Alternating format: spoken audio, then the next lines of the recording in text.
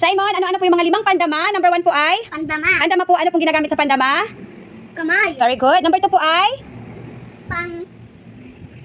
Pangtingin. Pangtingin. Very good. Patingin. Ano pong ginagamit sa pangtingin? Eyes. Ano pong Tagalog sa eyes? Mata. Pa. Opo. Number 3 po ay?